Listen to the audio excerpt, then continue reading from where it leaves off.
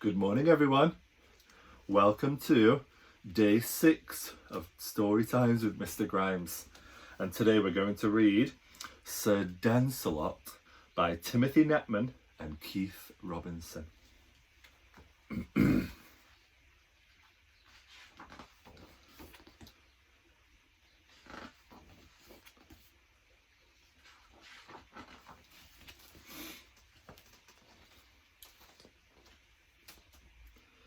In days of old, great tales were told of fabulous, fearful knights.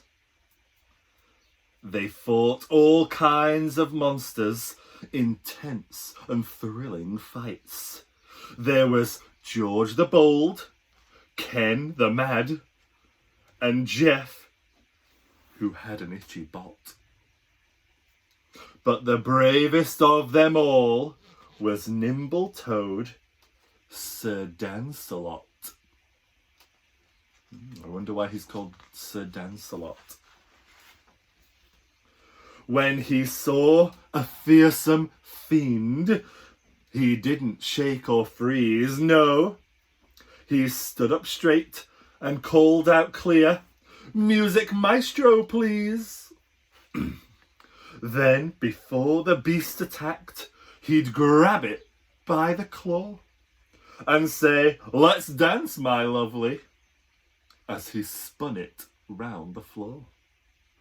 He'd conga, waltz and rumba till the beastie's toes caught fire, and it cried, "Enough, no more, you twinkle-toed live wire."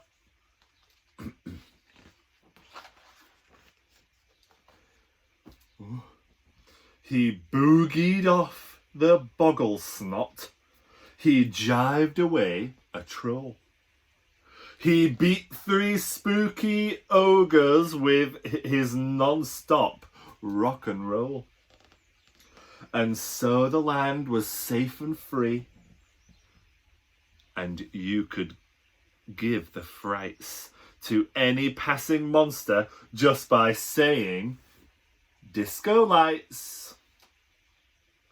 So all the monsters were so scared to go to this kingdom because Sir Dancealot would dance them all out again. Uh-oh. Until, that is, one winter's day, there came a fiery roar. "Sir Dancealot," the people cried, "a dragon's at the door." It smelt far worse than pongy socks. It reared up tall and fat, with spikes and fangs and hairy bits, and warts on where it sat.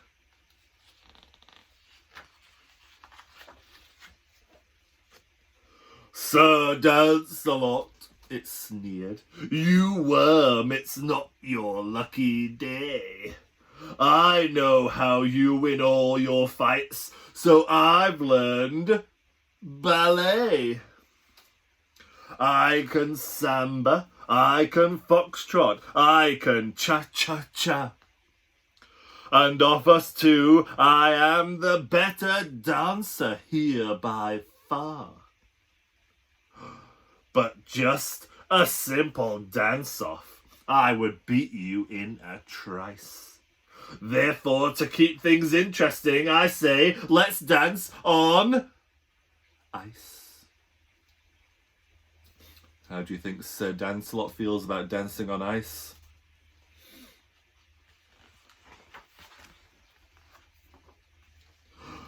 The castle moat was frozen, and Sir Dancealot felt glum.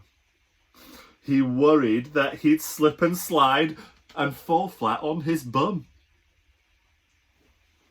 "I must be brave," he told himself, "and face this dreadful foe."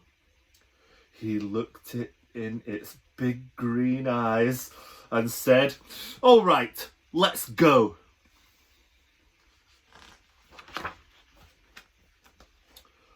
The dragon grabbed Sir Dancealot so tight he thought he'd burst.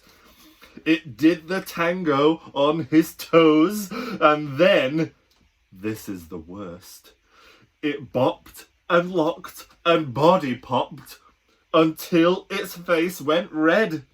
Then grabbed Sir Dancealot and whirled him round and round his head. I don't know if this is one monster that Sir Dancealot can beat, do you?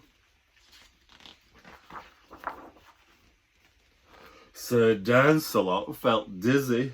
He knew he couldn't win. He felt his feet begin to slip and put him in a spin.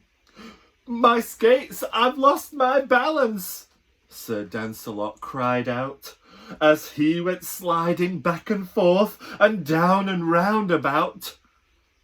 He dragged the dragon with him, and he wouldn't let it go. What are you doing, silly boy? The dragon cried. Oh no!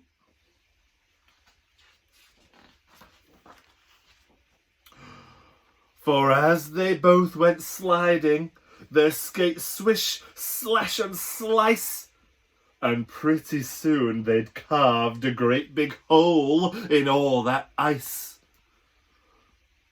I wonder what's going to happen. Then when Sir Dancealot let go, the dragon couldn't stop. It shot into the freezing water with a dreadful plop. Sir Dancealot's our hero, the people cried. Hooray! He's beaten that big scary beast and he's saved the day. The dragon glugged. All right, you lot. Enough of cheering him. I was so busy learning to dance, I didn't learn to swim. Sir Dancealot took pity and he fished the dragon out. He gave it something warm to wear, and as he dried its snout, he had a great idea. He said, Dear dragon, you must stay, and we'll be friends and have such fun here each and every day. I've never met a dancer who was half as good as you. Just think of all the great and daring dances we could do. So Dancealot wants to dance together. Oh my goodness. And from that day, the land was safe from monsters and their threats, thanks to two unlikely friends and perfect pirouettes. The judges all gave them 10, didn't they?